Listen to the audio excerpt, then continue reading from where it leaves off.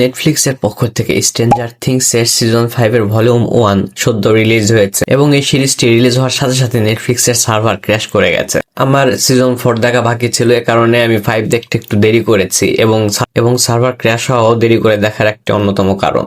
কেমন লাগলো সিজন 5 এর ভলিউম 1, চলুন সেটা নিয়ে আজকে রিভিউ করি। স্ট্রেঞ্জার থিংস এর সিজন 5 এ মোট 4টি এপিসোড রয়েছে। প্রত্যেকটি এপিসোড 1 ঘন্টার আশেপাশে এবং শেষের যে এপিসোডটি রয়েছে সেটি প্রায় 1.5 ঘন্টা, মানে ছোটখাটো একটা মুভি বলা যায়।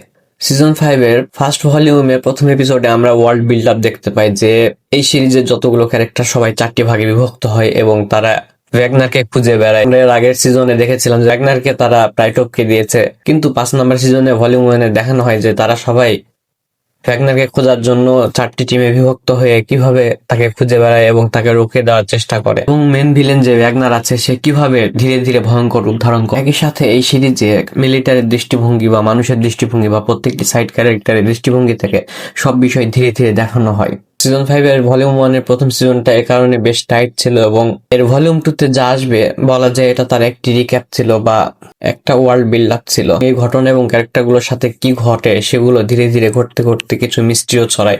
এগুলো জট ধীরে ধীরে ছাড়তে শুরু করে মূলত 4 নাম্বার এপিসোডে এসে, অর্থাৎ 4 নাম্বার এপিসোড পুরো টান উত্তেজনায় ভরপুর ছিল এবং 4 নাম্বার এপিসোডটি এক কথায় অন্য লেভেলের ছিল। এই সিরিজটি দেখার সময় মনে হচ্ছিল যে কোনো শিল্পী যেন নিজের হাতে দারুণ একটি জাল বুনতে শুরু করেছে এবং ধীরে ধীরে সবগুলো জালের মাথায় একটা নির্দিষ্ট বিন্দুতে এসে দারুণভাবে জোড়া লাগাতে সক্ষম হয়েছে।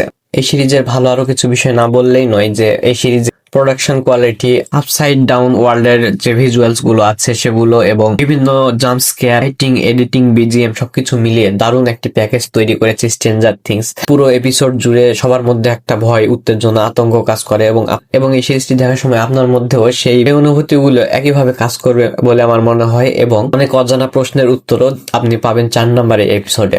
ছোট ছোট অক্ষরে বলতে গেলে স্ট্রেঞ্জার থিংস সিজন 5 ভলিউম 1 এমন জায়গায় শেষ করা হয়েছে যাকে আমরা অ্যাভেঞ্জার্স ইনফিনিটি ওয়ারের সাথে তুলনা করতে পারি এবং এরপরে আমরা এন্ডগেম তথা স্ট্রেঞ্জার থিংস এর পরের ভলিউমটি দেখতে পাবো, যা মূলত মুক্তি পাবে 2025 সালের 26শে ডিসেম্বর।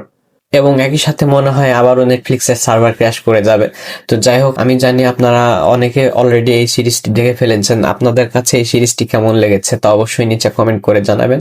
আমি অমৃত আজকের মতো বিদায় নিচ্ছি, ততদিন পর্যন্ত তো আপনারা সবাই ভালো থাকবেন, সুস্থ থাকবেন। আজকে বাই।